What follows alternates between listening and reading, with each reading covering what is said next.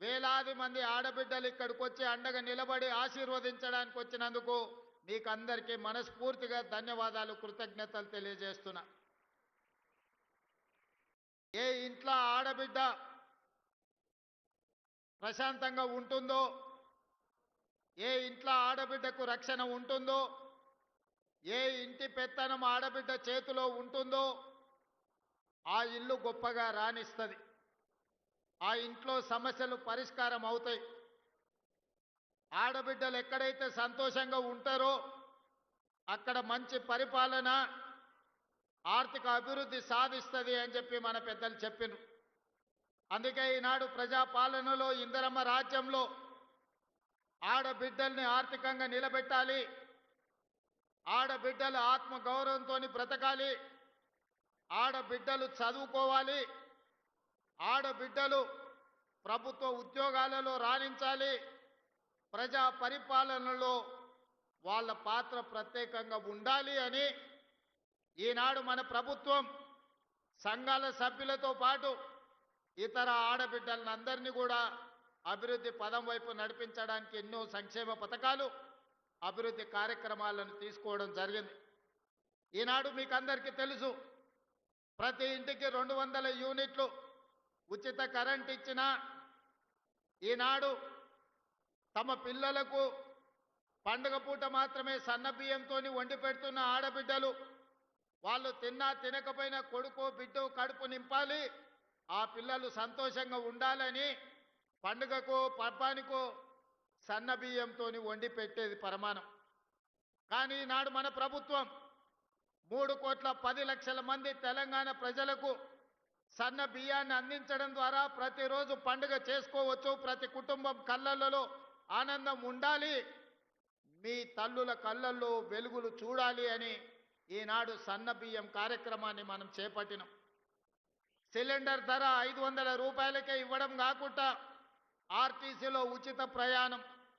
మా అక్కలు అంతకుముందు అమ్మగారింటికి వెళ్ళాలన్నా, అమ్మవారిని దర్శించుకోవాలన్నా ఇంటాయననో కన్న కొడుకునో బస్సు కిరాయి పైసలు అడిగే పరిస్థితి. వాళ్ళు ఇస్తే ఇచ్చినట్టు, ఇయ్యకుంటే దసరా పండుగ గడిగితే దీపావళి అనో, దీపావళికి అడిగితే సంక్రాంతికి పోదు అనో, సంక్రాంతి పండుగకు అడిగితే ఉగాది పోదులే అమ్మ మీ అమ్మని చూడడానికి ఇప్పుడు ఏమంత తొందర ఉంది అని అనేటోళ్ళు. కానీ ఈనాడు మా అక్కలు ఇంటి ఆయన పొలం కాడికి పని మీద పోతే మళ్ళీ వచ్చే లోపల అమ్మగారింటికి పోయి అమ్మని చూసి, అమ్మ కష్ట సుఖాలు చూసి మళ్ళా ఎప్పట్లాగా ఇంటికి వచ్చే పరిస్థితి.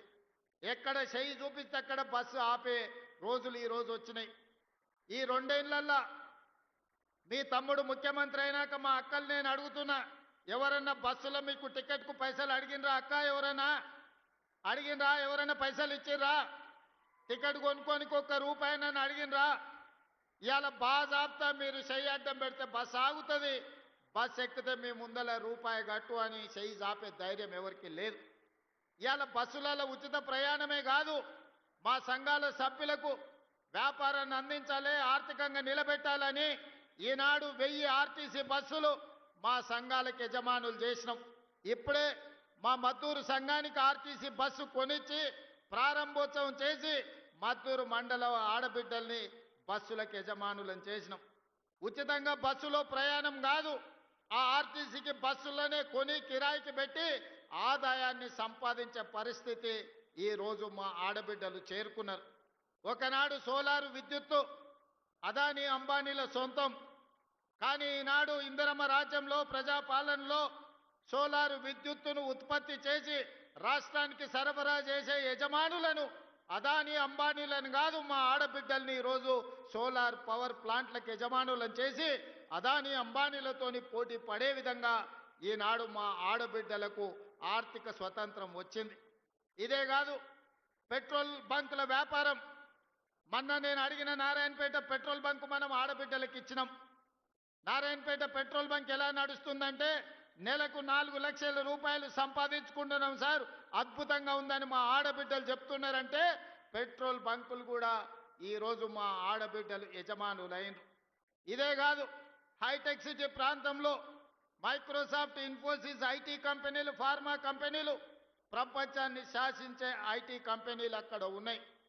అక్కడ గజం కాదు ఇంచు భూమి కొనాలన్నా మనం కలలో కూడా కొనుక్కోలేని పరిస్థితి. మరి అలాంటి హైటెక్ సిటీ శిల్పారామం పక్కన 3.5 ఎకరాలు 150 షాపులు మా ఆడబిడ్డలు సంఘాల సభ్యులు తయారు చేసిన వస్తువులను ఉత్పత్తి చేసి ప్రపంచ మార్కెట్లో అమ్మడానికి హైటెక్ సిటీ పక్కన 3.5 ఎకరాలు 100 కోట్ల రూపాయల భూమి ఈ రోజు మా మహిళా సంఘాలకు ఇచ్చి